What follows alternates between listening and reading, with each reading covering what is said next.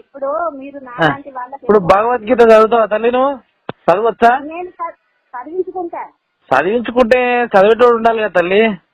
ఉన్నారు సార్ మా ఇంట్లో, మా బాబు చదువుతాడు. ఓకే ఓకే సరే పంపిస్తాలేండి. భగవద్గీతనే కదా చదవండి, పాపం జ్ఞానాన్ని తెచ్చుకోండి.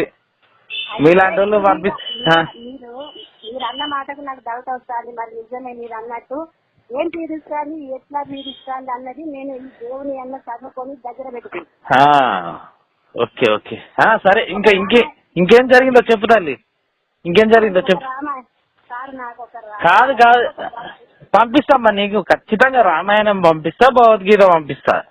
కానీ 2 బుక్కులు పంపిస్తా తల్లి. నీకు నువ్వు పంపి అంటే ఎందుకు పంపాను. కానీ చెప్పు ఇంకేం జరిగిందా? వచ్చి అంటు పెట్టింది, అంటు పెడితే సరే ఏమైంది తర్వాత?